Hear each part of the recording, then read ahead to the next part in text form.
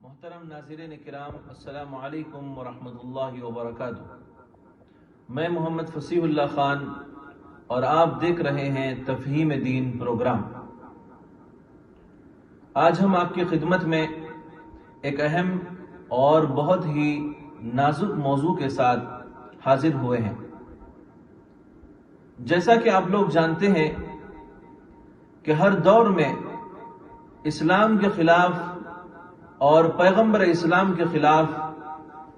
غیر مسلم طبقے کی طرف سے بے بنیاد اعتراضات کیے گئے ہیں اور کیے جاتے رہتے ہیں۔ کبھی تو یہ بے بنیاد اعتراضات یہودیوں کی جانب سے کیے جاتے ہیں تو کبھی عیسائی طبقے کی طرف سے کیے جاتے ہیں۔ پچھلے چند سالوں میں انہی کی دیکھا دیکھی ان اعتراضات کا سلسلہ بہت بڑھ گیا ہے، یہاں تک کہ ہمارے ہم وطن بھائی ہندو بھائیوں میں بھی اس کا خاصا اثر نظر آتا ہے۔ تو آج ہم حضرت والا سے رسول اللہ صلی اللہ علیہ وسلم کی حیات طیبہ کے ازدواجی پہلو سے متعلق ان لوگوں کے بے بنیاد اعتراضات کا جواب سننا چاہیں گے۔ اور یہ مشہور اعتراض یہ ہے کہ اللہ کے رسول محبوب دو جہاں محمد صلی اللہ علیہ وسلم نے 11 شادیاں کیوں کی؟ آپ کو 11 بیویوں کی کیا ضرورت تھی؟ اور یہ بھی ان کفار کا اور اللہ کے دشمنوں کا کہنا یہ ہے کہ آپ نعوذ باللہ آپ صلی اللہ علیہ وسلم شہوت پرست تھے اور آپ عیاش تھے، اسی وجہ سے آپ نے اتنی شادیاں کی۔ میں حضرت سے گزارش کرتا ہوں کہ اس اعتراض کا مدلل اور معقول جواب مرحمت فرمائیں۔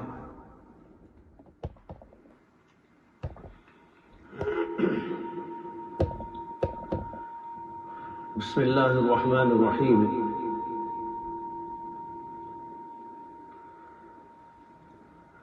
نبی اکرم محمد مصطفیٰ صلی اللہ علیہ وسلم اور آپ کے لائے ہوئے پاکیزہ اور انتہائی مقدس دین کے بارے میں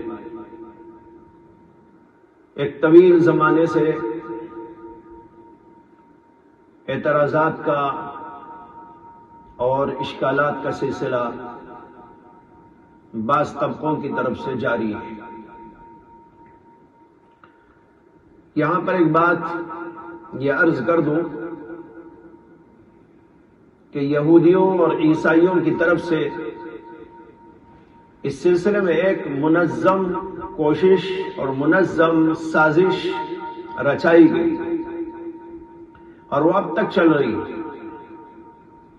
اور ایک طبقہ مستقل طور پر اس کے لیے پیدا کیا گیا کہ وہ تاریخ اسلام کو، سیرت النبی کو، قرآن اور اس کی تفسیر کو اور احادیث کے ذخیرے کو مطالعہ کرے اور اس کے اندر سے ان کے ذہن کے مطابق اشکالات پیدا کرنے کی کوشش کرے۔ اس طبقے کو مستشرقین کہا جاتا ہے۔ مستشرقین نے باقاعدہ قرآن کا، حدیث کا، تاریخ اسلام کا، سیرت النبی کا اور اسلامی علوم کا، فنون کا مطالعہ جاری کیا اور ایک طبقہ مستقل طور پر اس کے لیے پیدا کیا گیا۔ جیسے ہم لوگ مدارس کے اندر دین کو پڑھتے پڑھاتے ہیں، اسی طریقے پر ان کے لیے باقاعدہ نظام بنایا گیا اور ان کو وظائف دیے گئے، بڑی بڑی تنخواہیں پیش کی گئی اور پھر اس طبقے کو تیار کیا گیا اور کتابیں لکھوائی گئی اور دنیا بھر کے اندر پھیلائی گئی، یہاں سے وہاں تک اس کا چرچا کیا گیا اور اس کا پروپیگنڈا کیا گیا، لوگوں کے ذہنوں کے اندر اس مذموم اور مسموم قسم کی جو ہے باتوں کو داخل کرنے کی کوشش کی گئی، اور اس طریقے پر ان لوگوں نے دین اسلام کو اور محمد عربی صلی اللہ علیہ وسلم کو بدنام کرنے کی کوشش کی۔ اسی کوشش کا ایک حصہ یہ ہے کہ رسول اکرم صلی اللہ علیہ وسلم کی ازدواجی زندگی جو بڑی پاکیزہ ہے، مقدس ہے اور انتہائی مبارک ہے، ساری دنیائی انسانیت کے لیے اس کے اندر آداب ہیں، طریقہ کار ہے، اصول ہے، بہترین نمونہ ہے، اس زندگی کو ان لوگوں نے ہدف ملامت بنایا اور رسول اکرم صلی اللہ علیہ وسلم کی پاکیزہ زندگی کو عیبدار اور نعوذ باللہ بہت ہی زیادہ غلط اور انتہائی گھناؤنی قسم کے اعتراضات کر کے ناپاک بنانے کی کوشش کی۔ انہی اعتراضات میں سے ایک اعتراض رسول اکرم صلی اللہ علیہ وسلم کی شادیوں کے متعلق ہے کہ آپ نے 11 شادیاں کیوں کی؟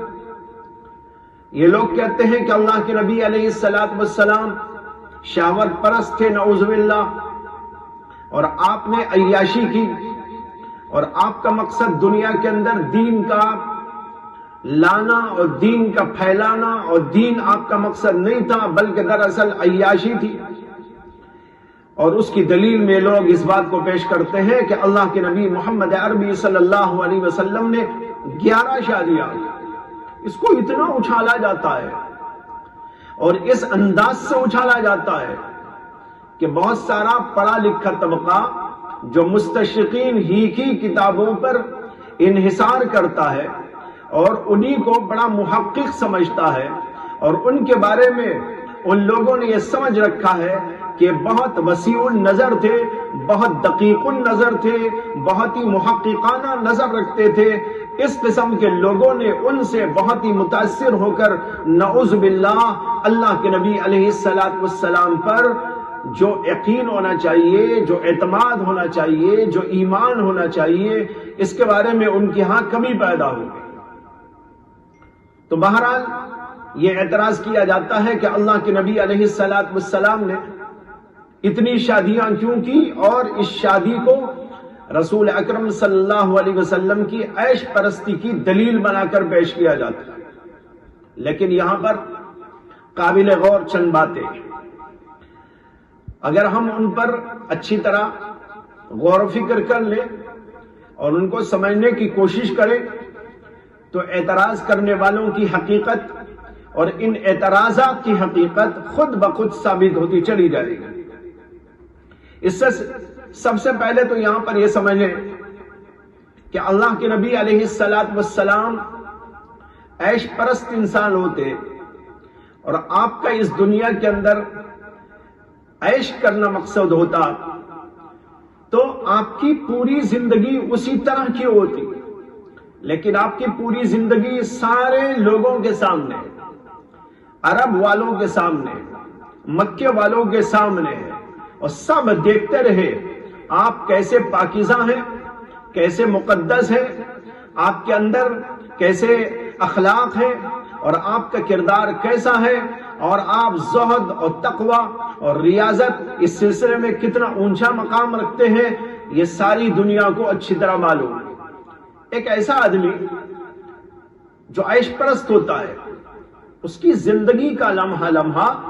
اس کی زندگی کا ہر چال چلن یہ بتاتا ہے کہ یہ عیش پرست ہے۔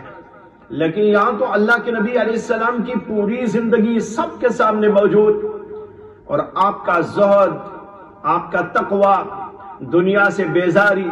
دنیا سے دوری، یہ تو ساری دنیا کے سامنے ہے۔ تو پھر صرف شادیوں کو بنیاد بنا کر یہ اعتراض کرنا کہ اللہ کے نبی محمد عربی صلی اللہ علیہ وسلم عیش پرست تھے، یہ اس بات کو بتاتا ہے کہ جن لوگوں نے اعتراض اٹھایا ہے اور پھیلانے کی کوشش کی ہے ان کے پاس انصاف اور دیانت نام کی کوئی چیز نہیں، وہ محض تعصب کی وجہ سے، دشمنی کی وجہ سے، آپ سے عداوت کی وجہ سے اس بات کو اچھالنے کی کوشش کر رہے ہیں۔ دوسری بات یہ ہے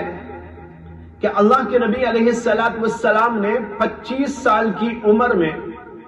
شادی کی، اور یہ شادی آپ کی پہلی شادی تھی، اور یہ شادی ہوئی حضرت خدیجۃ الکبریٰ رضی اللہ تعالی عنہا سے، اور حضرت خدیجۃ الکبریٰ رضی اللہ تعالی عنہا اس وقت میں 40 برس کی عمر کو پہنچی ہوئی تھی۔ اور دوسری عجیب بات یہ تھی کہ حضرت خدیجۃ الکبریٰ اس وقت تک بیوہ ہو چکی تھی اور 2 شوہروں سے بیوہ ہو چکی۔ ایک شوہر ان کے تھے ابو حالہ ابن ابی زرارہ، اور ان کے انتقال کے بعد پھر ان کی شادی ہوئی عتیق ابن عائز مخزومی کے ساتھ، اور ان کا بھی انتقال ہو گیا۔ 2 شوہروں سے بیوہ ہونے کے بعد 40 سال کی عمر میں اللہ کے نبی محمد عربی صلی اللہ علیہ وسلم نے حضرت خدیجۃ الکبریٰ سے شادی کی۔ ہر موٹی سے موٹی عقل والا سمجھ سکتا ہے کہ ایک عیش پرست انسان یہ انداز زندگی کبھی اختیار نہیں کرتا۔ اگر آپ عیش پرست ہوتے تو آپ کے لیے کیا بڑی بات تھی کہ عرب کے اس ماحول میں جہاں آپ پلے ہیں، جہاں آپ بڑے ہیں، اور پھر آپ کے اخلاق اور آپ کی دیانت و صداقت سب کے سامنے ہے، خاندان بہت اونچا ہے، قریش کا خاندان، اس سے بڑا کوئی قبیلہ خاندان وہاں موجود نہیں تھا، اور آپ کی اخلاق و دیانت کی جو حالت تھی وہ سارے عرب والوں کے اوپر آشکارا تھی۔ خوبصورتی میں آپ بے نظیر تھے، قوت میں، طاقت میں اور صلاحیتوں میں اور تجارت کے اعتبار سے، ہر اعتبار سے آپ بے نظیر تھے۔ ایک ایسا شخص جوانی کے اندر جو خوبصورت بھی ہو، بڑا معزز خاندان کا فرد ہو، اور تجارت کی بڑی صلاحیتیں رکھتا ہو، اور باہر ملکوں میں جا کر کمائی کرنے کی قابلیت رکھتا ہو، اور قوت کے اعتبار سے، طاقت کے اعتبار سے بہت ہی بلند بالا ہو، ایسے نوجوان شخص کے لیے کیا کوئی لڑکیوں کی کمی تھی کہ اللہ کے نبی محمد عربی صلی اللہ علیہ وسلم نے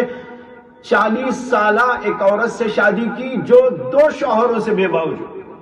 یہ خود اس بات کی بڑی بین دلیل ہے کہ محمد عربی صلی اللہ علیہ وسلم کی پاکیزہ زندگی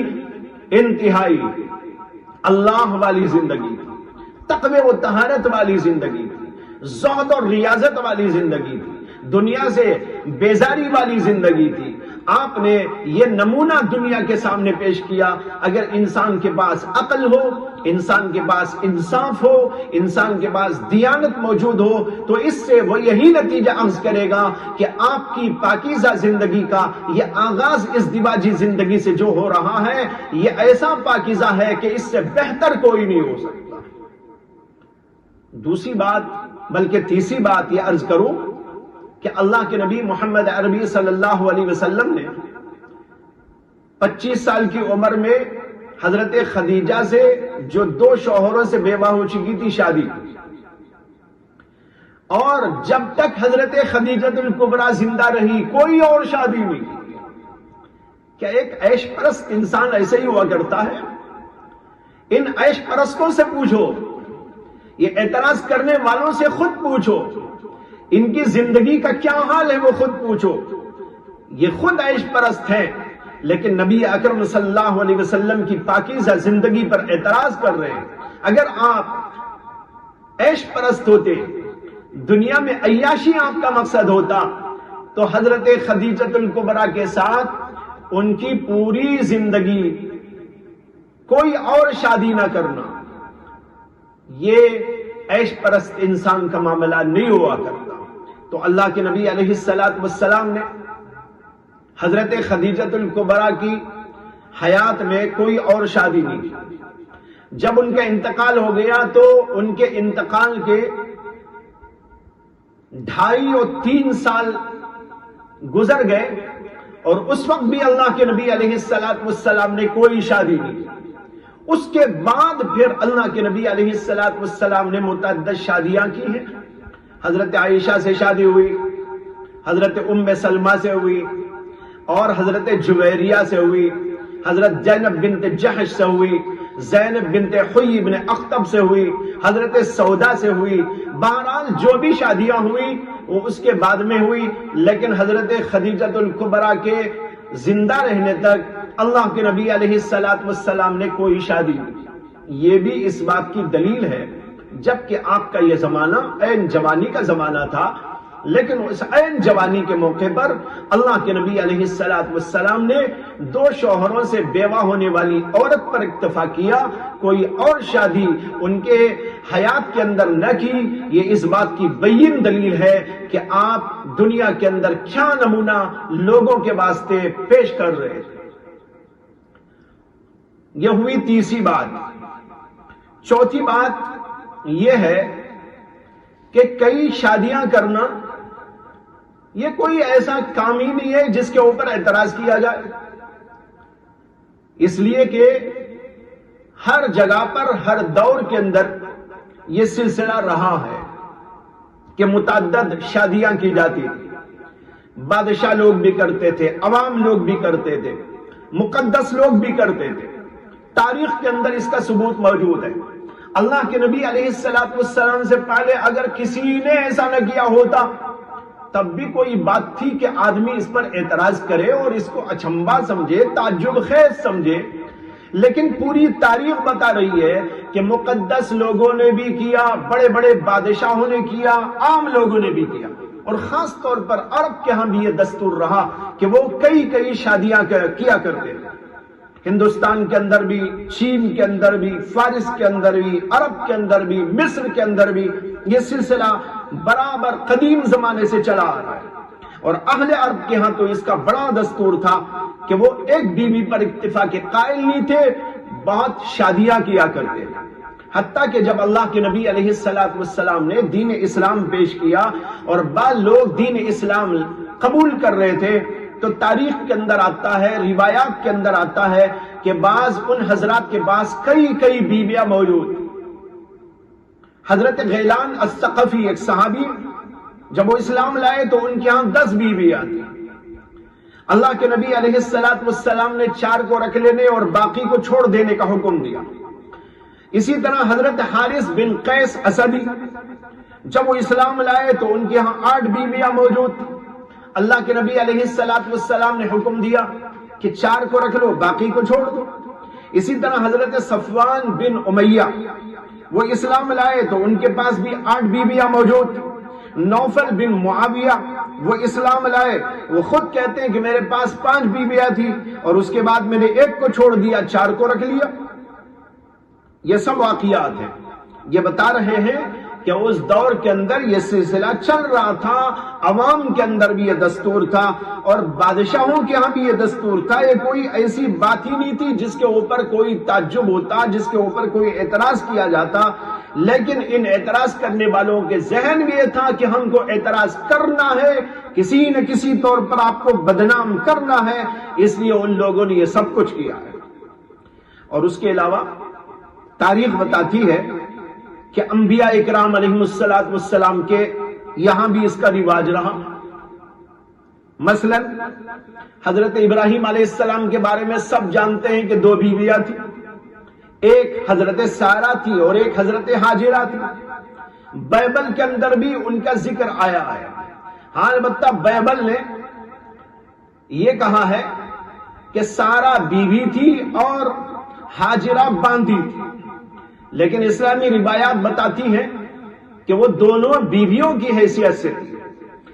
اچھا، حضرت یعقوب علیہ السلام، ان کے بارے میں بائبل کے اندر جو سب سے پہلی کتاب ہے جس کا نام ہے پیدائش، اس کے اندر لکھا ہوا موجود ہے کہ حضرت یعقوب کی 2 بیویاں تھیں، اور یہ بھی لکھا ہے کہ وہ 2 سگی بہنیں بھی تھیں۔ اسلام میں تو 2 سگی بہنوں کو ایک ساتھ نکاح کے اندر رکھنے کی اجازت نہیں، شاید ان کے زمانے میں اجازت ہوگی، تو لکھا ہے کہ دو بہنیں تھیں اور وہ دونوں ان کے نکاح میں تھی، ایک کا نام لیا تھا اور دوسری کا نام راحیل تھا۔ اور مزید اس کے اندر یہ بھی لکھا ہوا ہے کہ ایک بیوی حضرت لیا، ان کے پاس ایک باندھی تھی، انہوں نے اس باندھی کو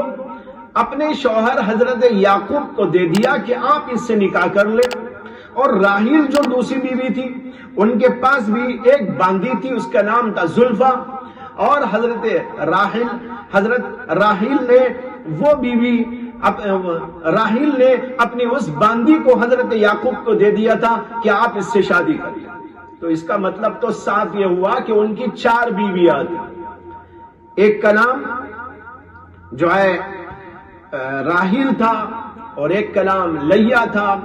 اور پھر ان دو کی جو باندیاں تھیں وہ بھی ان کو دے دی گئی اور ان سے انہوں نے شادی کر لی۔ یہ صاف وضاحت موجود ہے بائبل کے اندر، جو توریت کے نام سے اس کے اندر کتاب ہے، اس کی پہلی کتاب پیدائش کے اندر یہ بات صاف طور پر لکھی ہوئی موجود۔ اسی طریقے پر حضرت سلیمان علیہ السلام، ان کے بارے میں بائبل کے اندر موجود ہے، بائبل کی گواہی ہے کہ ان کی 700 بیویاں تھیں۔ یہاں اعتراض ہو رہا ہے 11 بیویوں پر، اور حضرت سلیمان علیہ السلام کے بارے میں لکھا ہے بائبل کے اندر، آج کی بائبل کے اندر، اور صاف لکھا ہوا موجود ہے کہ ان کی 700 بیویاں تھیں، اور 700 بیویوں کے علاوہ 300 باندیاں بھی تھیں۔ کتاب سلاطین بائبل کی کتابوں میں سے ایک کتاب ہے، اس کے اندر یہ وضاحت موجود ہے۔ سلاطین کے 2 حصے ہیں، سلاطین اول، سلاطین دوم۔ سلاطین اول کے اندر 11ویں باب کے اندر یہ وضاحت موجود ہے کہ حضرت سیدنا سلیمان علیہ السلام کی ہاں 700 بیویاں اور 300 باندیاں موجود تھیں۔ اسی طرح ان کے والد محترم حضرت سیدنا داؤد علیہ السلام کے بارے میں بائبل کی کتاب سموئیل دوم سے معلوم ہوتا ہے کہ ان کی بھی بہت ساری بیویاں۔ اب دیکھ لیجئے مقدس ہستیاں ہیں، حضرت ابراہیم، حضرت یعقوب، حضرت سلیمان، حضرت داؤد، یہ سب کئی شادیاں، اور اتنی شادیاں دیکھیے حضرت سلیمان کی کہ جو ہے 700 شادیاں بتائی گئی۔ ان کتابوں کو یہ لوگ مقدس سمجھتے ہیں جن کا حوالہ میں نے دیا ہے، اور ان کتابوں کے بارے میں ان لوگوں کا کہنا یہ ہے کہ کتابیں اللہ کی طرف سے ہیں۔ جب اللہ کی طرف سے آئی ہوئی ان کتابوں میں آپ کے اعتبار سے لکھا ہوا موجود ہے تو یہ قابل اعتراض کیسے ہو سکتا ہے؟ اگر محمد عربی صلی اللہ علیہ وسلم نے 11 شادیاں کی تو اس پر آپ کو اعتراض ہے، اس پر آپ کو جو ہے چڑ ہے، اور پھر اس کا پروپیگنڈا کر کے آپ کو بدنام کرنے کی آپ لوگ کوششیں کرتے ہیں۔ تو ہمارا سوال ان لوگوں سے یہ ہے کہ پھر ان پیغمبروں کے بارے میں آپ کیا کہتے ہیں؟ سوال میں یہ بھی آئی تھی بات کہ بہت سے ہندو بھائی بھی یہود اور نصارہ کی وجہ سے اور ان کے پروپیگنڈے کی وجہ سے متاثر ہو کر وہ بھی اللہ کے نبی علیہ السلام کو نشان ملامت بناتے ہیں اور وہ بھی اس طرح کی باتوں کو دہراتے ہیں۔ یہاں پر میں آپ کو بتاؤں کہ ان کے ہاں بھی ان کی تاریخ بتاتی ہے، ان کی مذہبی کتابیں بتاتی ہیں، اور بڑی مقدس کتابیں ان کی بتاتی ہیں کہ ان کے ہاں بھی اس کا رواج پہلے سے موجود ہے۔ میں 1-2 باتیں عرض کروں صرف۔ ایک تو یہ ہے کہ ان کے سرکردہ راجاؤں اور بادشاہوں کے اندر بنا کسی روک ٹوک اور بنا کسی نکیر کے یہ سلسلہ جاری تھا کہ وہ کئی شادیاں کرتے تھے۔ اسی طرح سری رام چندر جو ان کے بہت بڑے اوتار مانے جاتے ہیں، سب سے بڑے یہ ان کو خدا بھی کہتے ہیں، ان کے والد، ان کی 3 بیویاں تھیں، ایک کا نام تھا کوشلیا اور ایک کا نام تھا سمترا اور ایک کا نام تھا کیکی۔ ان تینوں سے اولاد ہوئی، اور کوشلیا کے بطن سے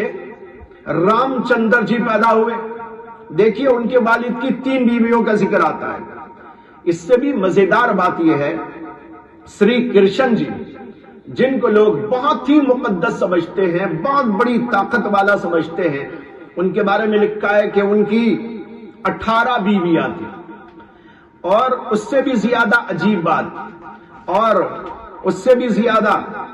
مزیدار بات یہ ہے کہ بھگوت پران, ان کی جو بڑی مقدس کتاب ہے بھگوت پران, اس کے اندر لکھا ہوا ہے کہ شری کرشن جی کی 16,000 بیویاں تھیں. یہ وہ کتاب ہے جس کا میں حوالہ دے رہا ہوں, جس کے بارے میں ان لوگوں کا یقین یہ ہے, ان لوگوں کا کہنا یہ ہے کہ یہ کتابیں مقدس ترین کتابیں ہیں اور ان کے مذہب کی بنیاد ہے. اس کتاب کے اندر لکھا ہوا ہے بھگوت پران, اس کے کئی حصے ہیں, غالباً 12 حصے ہیں. اس میں سے جو 10واں حصہ ہے اس کے باب اس کے کئی ابواب ہیں. ان میں سے ایک باب کے اندر یہ بات موجود ہے کہ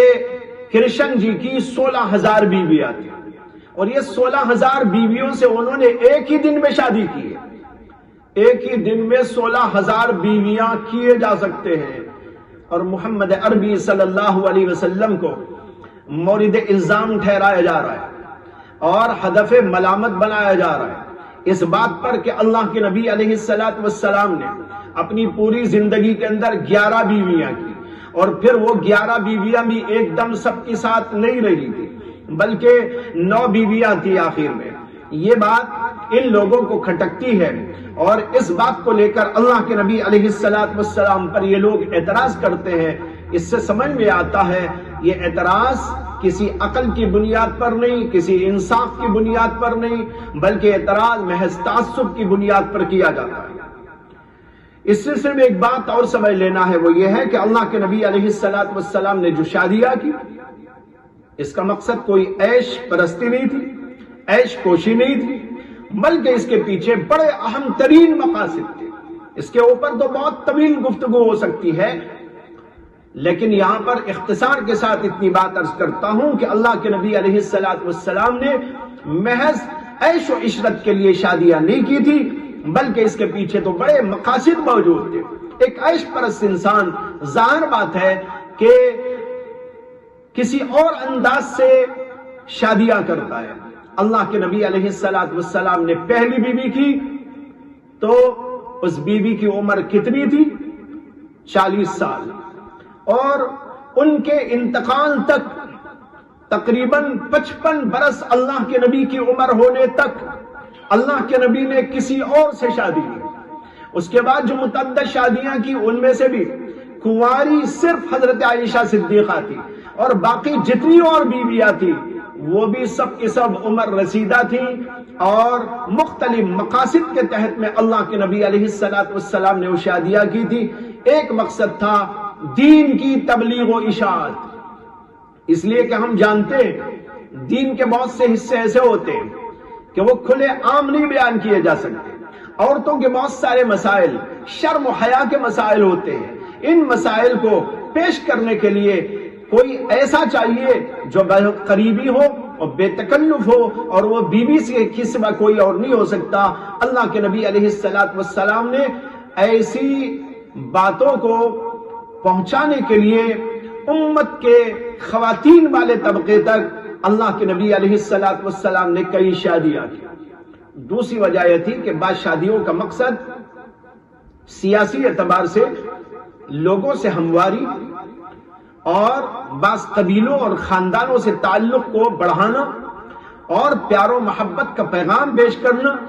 یہ مقصد تھا جس کے لیے اللہ کے نبی علیہ السلام نے بعض شادیاں کی. تو بہرحال مقصد یہ ہے کہ اللہ کے نبی علیہ السلام پر جو لوگ یہ اعتراض کرتے ہیں وہ عقل سے بالکل کوئی واسطہ و تعلق رکھنے والے لوگ نہیں ہیں, نہ ان کی بات کے اندر کوئی عقل ہے, کوئی دیانت ہے, بلکہ محض تعصب کی بنیاد پر کیے جاتے ہیں. میں نے پوری تفصیل کے ساتھ ان کے اعتراضات کا جواب آپ کے سامنے رکھ دیا ہے. انشاءاللہ امید ہے کہ ان جوابات سے سننے والوں کو تسلی ہوگی۔ میں نے کچھ جوابات وہ دیے ہیں جو جوابات حقیقی جوابات ہیں، اور کچھ جو جوابات وہ ہیں جو الزامی طریقے پر ہیں، یعنی ان لوگوں کی کتابوں کے حوالے سے جس سے ان کو یہ سمجھ میں آئے گا کہ ہمارے ہاں بھی ایسا سب کچھ موجود ہے، تو یہ کوئی اعتراض کی بات نہیں ہے۔ مفتی صاحب، یہاں ایک سوال اور بھی پیدا ہوتا ہے اور غیر مسلم طبقے کی جانب سے کیا جاتا ہے کہ آپ صلی اللہ علیہ وسلم کی ازدواجی زندگی سے متعلق ایک اور بے بنیاد اعتراض ان لوگوں کی جانب سے یہ بھی کیا گیا ہے کہ آپ صلی اللہ علیہ وسلم نے امی عائشہ صدیقہ رضی اللہ تعالی عنہا سے 7 سال کی 9 عمری میں شادی کی، جبکہ اس وقت آپ صلی اللہ علیہ وسلم کی عمر 55 سال سے زائد ہو چکی تھی۔ اس واقعے کو بھی آپ صلی اللہ علیہ وسلم کی پاکیزہ زندگی کو داغدار بنانے کی کوشش کے لیے استعمال کرتے ہیں۔ میں آپ سے گزارش کرتا ہوں کہ اس اعتراض پر بھی آپ روشنی ڈالیں۔ جی ہاں، نبی اکرم صلی اللہ علیہ وسلم پر جو اعتراضات کیے جاتے ہیں ان میں ایک اعتراض یہ بھی ہے کہ آپ نے حضرت عائشہ صدیقہ رضی اللہ تعالی عنہا سے 9 عمری میں شادی۔ حضرت عائشہ صدیقہ کی عمر اس وقت میں ایک روایت کے مطابق 6 برس کی تھی اور ایک روایت کے مطابق 7 برس کی تھی، اور پھر ان کی رخصتی اس وقت میں ہی جب ان کی عمر 9 یا 10 برس کی تھی۔ بخاری میں اور اسی طرح دیگر کتب احادیث میں یہ روایت موجود ہے، اور اس کو بنیاد بنا کر نبی اکرم صلی اللہ علیہ وسلم کی پاکیزہ زندگی پر اعتراض کیا جاتا ہے اور اس کو داغدار بنانے کی کوشش کی جاتی ہے۔ لیکن یہ اعتراض بھی اسی طرح کا اعتراض ہے جیسے ابھی میں نے بتایا کہ کئی شادیوں پر اعتراض کیا، لیکن اس کے اندر بھی نہ عقل برتی گئی، نہ حقیقت پسندی سے کام لیا گیا، بلکہ تعصب سے کام لیا گیا۔ اسی طریقے پر اس سلسلے میں بھی اللہ کے نبی علیہ الصلوۃ والسلام پر جو اعتراض کیا گیا ہے وہ بھی نہ عقل کی بنیاد پر ہے، نہ کسی حقیقت پسندی کے پس منظر میں، بلکہ تعصب اور عداوت اور دشمنی، اس کی وجہ سے اللہ کے نبی علیہ الصلوۃ والسلام پر یہ اعتراض کیا جاتا ہے۔ یہاں کئی پہلو سے میں اس اعتراض کے جواب کے لیے روشنی ڈالنا چاہتا ہوں، سے انشاءاللہ اس اعتراض کا معقول جواب لوگوں کے سامنے آئے۔ سب سے پہلی بات تو یہ ہے کہ عربوں کے ماحول میں اور اسی طریقے پر اس زمانے میں جس زمانے کا یہ واقعہ ہے، کم عمر لڑکیوں سے شادی کرنا کوئی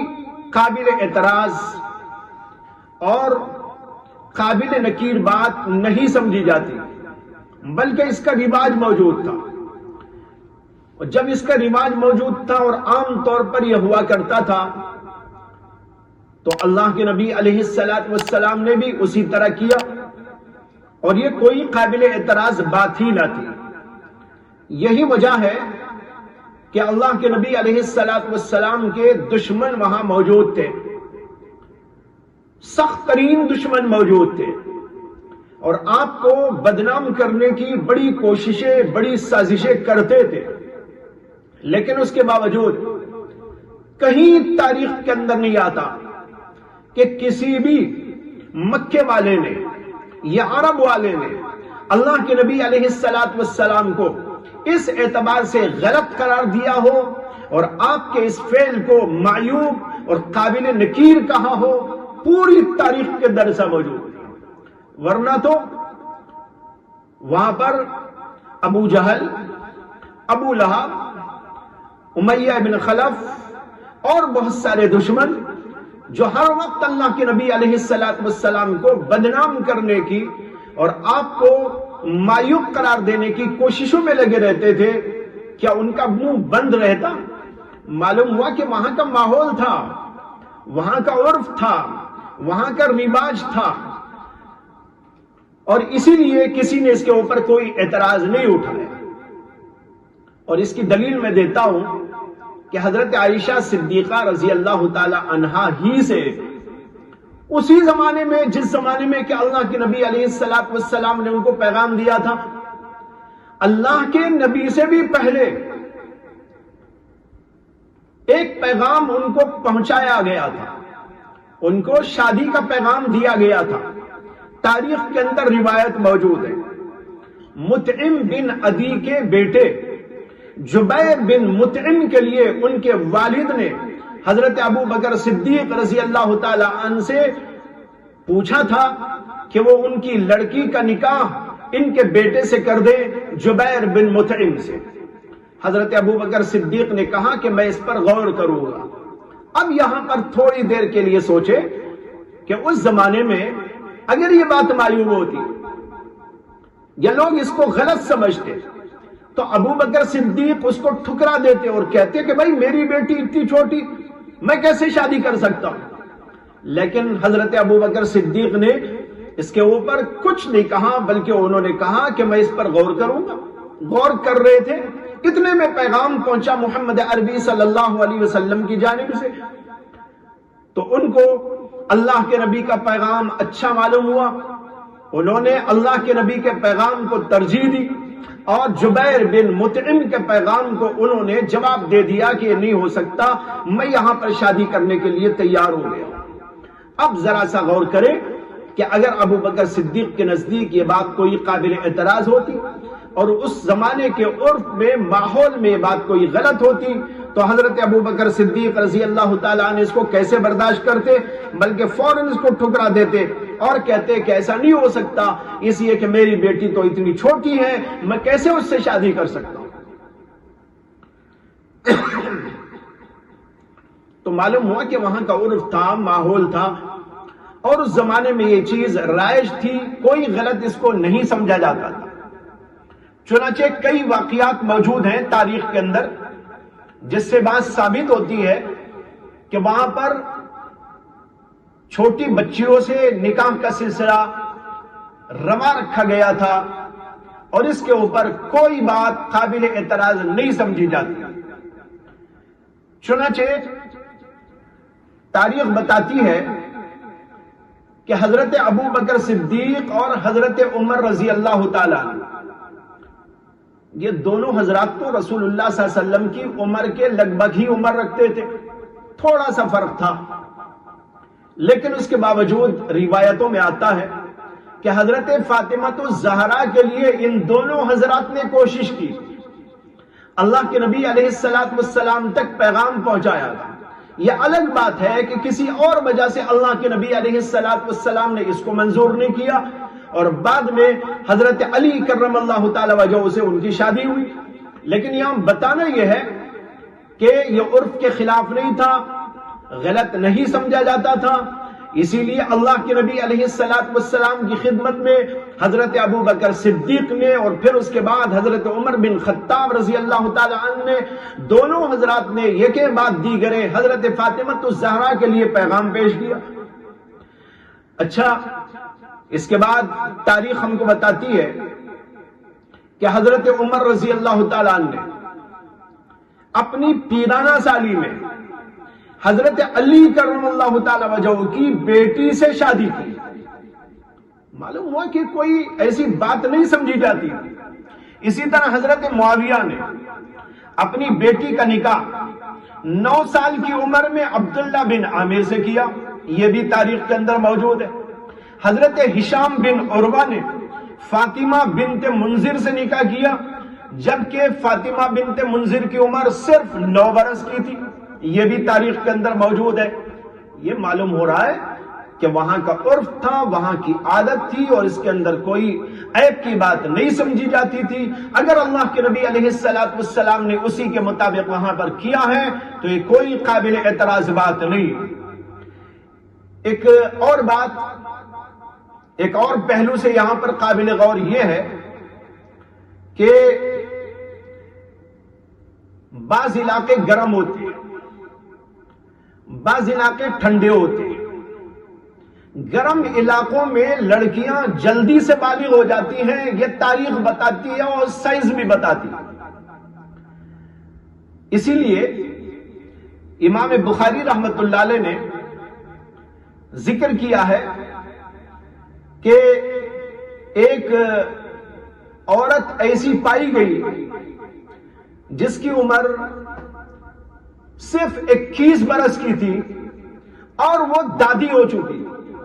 21 برس کی عمر میں دادی ہو گئی۔ کیسا ہو گئی ذرا سوچ کے دیکھیے۔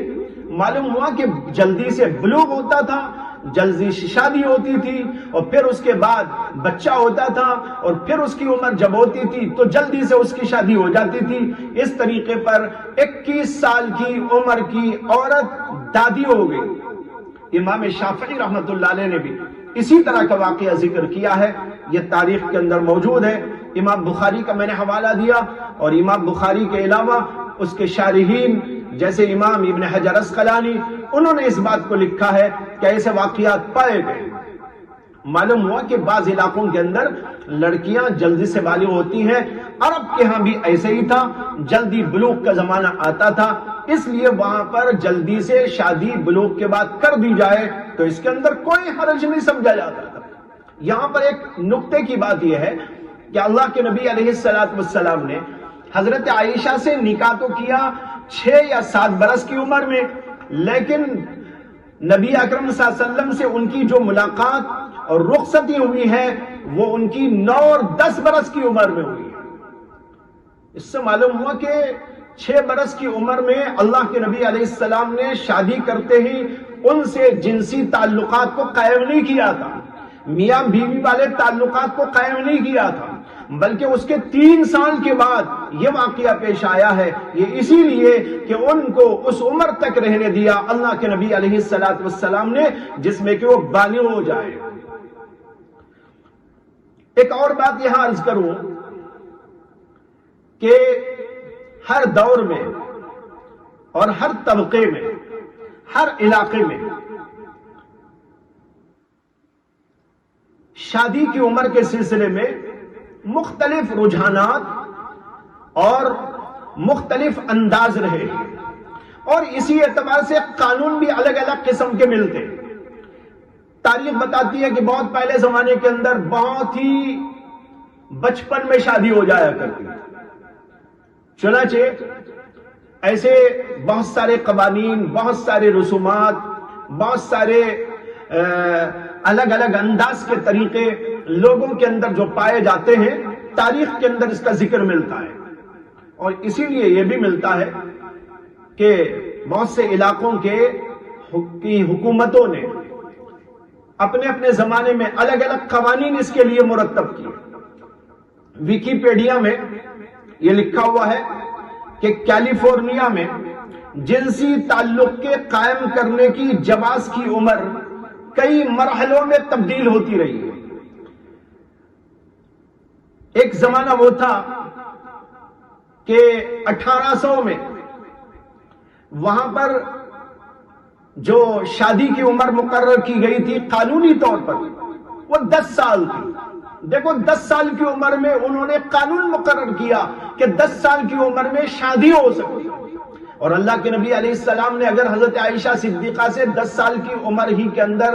جنسی تعلق کو قائم کیا تو پھر اس کے اندر اعتراض کی کیا بات ہے؟ قانون مقرر ہوا کیلیفورنیا میں کہ یہ عمر 10 برس کی ہو۔ ہاں پھر اس کے بعد انہوں نے آگے تبدیلی کی اور پھر عمر کو بڑھا کر 14 سال کر دیا، اور پھر اس کے کئی سالوں کے بعد یہ عمر بڑھ کر 16 برس کر دی گئی، اور پھر 1913 میں جا کر پھر انہوں نے قانون کو بدلا اور یہ عمر 18 سال کر دی گئی۔ یہ سب ویکیپیڈیا کے اندر لکھا ہوا موجود ہے۔ اور ویکیپیڈیا کے ایک مضمون میں جس کا عنوان ہے the age of consent, the age of consent, اس کے اندر لکھا ہے کہ گراٹین جو یورو کا ایک بہت بڑا معروف قانون داں اور بڑا مصنف ہے، اس نے بات تسلیم کی ہے کہ شادی کی عمر 12 برس ہو سکتی ہے۔ دیکھو 12 برس کی عمر اس کے نظریے کے اندر بالکل درست۔ اسی کے اندر یہ بھی لکھا ہے کہ میری ہیتھوے اس کی جب شادی ہوئی ہے ولیم کے ساتھ تو ان کی عمر صرف 9 برس کی تھی۔ یہ پوری تاریخ میں آپ کو بتا رہا ہوں اور یہ پورے حوالے موجود ہیں۔ ان تاریخی حوالوں سے یہ بات ثابت ہوتی ہے کہ مختلف ادوار کے اندر اس قسم کے رواجات رہے ہیں اور اس کے اندر کوئی اشکال کی بات نہیں سمجھی جاتی۔ اسی کے اندر یہ بھی لکھا ہے کہ 16ویں صدی عیسوی میں اٹلی اور جرمن کے بعض علاقوں میں لڑکی کے لیے جنسی تعلق کی عمر 12 برس مقرر کی گئی۔ اس کے بعد دیگر یورپی ممالک میں اس طرح کے قوانین کو اختیار کیا جانے لگا اور سب سے پہلے فرانس کا قانون جو 1790 میں بنایا گیا اس میں یہ عمر 11 سال مقرر ہوئی، یعنی 11 سال کی عمر میں شادی ہو سکتی ہے۔ اگر اللہ کے نبی 10 سال میں تعلق قائم کریں تو اعتراض کی کیا بات ہے؟ یہ سارے قوانین اور اصول ضوابط ہر اعتبار سے الگ الگ زمانے میں اپنے اپنے مزاجوں، طریقوں اور عرف و عادت کے مطابق بیان کیے گئے، مقرر کیے گئے، رکھے گئے۔ یہ سب کوئی قابل اعتراض چیز ہی نہیں۔ اب اس کے بعد یہ سمجھنے کی کوشش کریں کہ یہود و نصارہ اور ان کی دیکھا دیکھی جو لوگ یہ اعتراض کرتے ہیں کہ نبی اکرم صلی اللہ علیہ وسلم نے اتنی چھوٹی عمر کے اندر کیوں نکاح کر لیا، اس سلسلے میں ایک بات بتانا ہے، وہ یہ ہے کہ حضرت داؤد علیہ السلام کے بارے میں بائبل کے اندر لکھا ہوا ہے۔ بائبل کی کتاب ہے سلاطین، میں نے ابھی تھوڑی دیر پہلے بھی اس کا ذکر کیا۔ سلاطین کے 2 حصے ہیں، سلاطین اول، سلاطین دوم۔ سلاطین اول کے پہلے ہی باب کے اندر لکھا ہوا ہے کہ حضرت داؤد علیہ السلام بڑھاپے کی عمر کو پہنچ گئے، بہت بوڑھے ہو گئے اور بہت بوڑھے ہونے کی وجہ سے ضعف اور کمزوریوں اور ناتوانیوں نے ان کو گھیر لیا، یہاں تک کہ اٹھنے کی بیٹھنے کی سکت نہ رہی، اور ان کو اس بات کی ضرورت تھی کہ ان کو گرمی دی جائے، تو گرمی دینے کی جو ظاہری شکلیں ہیں انہوں نے اس کو اختیار کیا، لیکن اس کے باوجود ان کا بدن گرم نہ ہوتا تھا۔ تو پھر یہ بات طے کی گئی کہ ایک نوعمر لڑکی کو شادی میں لایا جائے اور حضرت داؤد علیہ السلام کو اس بیوی کے ساتھ میں رکھا جائے تاکہ اس کی گرمی ان کو پہنچائی جائے۔ یہ میں اپنی طرف سے نہیں بول رہا ہوں، یہ ان کی مقدس ترین کتاب کا حوالہ دے رہا ہوں، جس کتاب کو وہ اللہ کی طرف سے قرار دیتے ہیں۔ اگرچہ یہ بات صحیح تو نہیں ہے، لیکن اس کے باوجود یہ لوگ تو خود مانتے ہیں کہ ان کی مقدس ترین کتابیں ہیں۔ سلاطین باب اول کے اندر یہ لکھا ہوا موجود ہے کہ حضرت داؤد علیہ السلام محض اس لڑکی کو اس لیے اپنے ساتھ میں رکھے ہوئے تھے کہ اس کی بدن کی گرمی اپنے بدن کو پہنچائے۔ لیکن اللہ کے رسول علیہ السلام نے حضرت عائشہ صدیقہ سے جو شادی کی تو ان کو ایسی بہترین زندگی دی، ایسی خوشی کی زندگی عطا فرمائی کہ حضرت عائشہ خود ہی کہتی ہے اللہ کے نبی کے ساتھ میں نے جو خوشی کا عالم گزارا ہے، ایسی خوشی تو مجھے کہیں اور میسر نہیں آ سکتی۔ یہ چیزیں سامنے رکھنے کے بعد بات صاف ہو جاتی ہے، واضح ہو جاتی ہے کہ یہ کوئی قابل اعتراض بات نہیں ہے۔ اللہ صحیح فہم عطا فرمائے، اور جو لوگ اعتراض کرنے والے ہیں اللہ تبارک و تعالی ان کو صحیح فہم عطا فرمائے، یا ان کے بارے میں جو اللہ کا فیصلہ ہے وہ ہو جائے۔ محترم ناظرین کرام، یہ پروگرام آج یہیں اختتام پذیر ہوتا ہے، اور میں دعا گو ہوں کہ اللہ تعالی ہمارے دلوں سے ان اعتراضات کو نکالے اور ہمیں ہدایت عطا فرمائے، اور جن حضرات کے ذہنوں میں بھی ایسے اشکالات اور اعتراضات ہیں حضرت کے اس کلام سے میں امید کرتا ہوں کہ وہ اعتراضات بھی ختم ہو چکے ہوں گے، اور اسی بات پر یہ پروگرام ختم ہوتا ہے۔ وآخر دعوانا الحمدللہ رب العالمین۔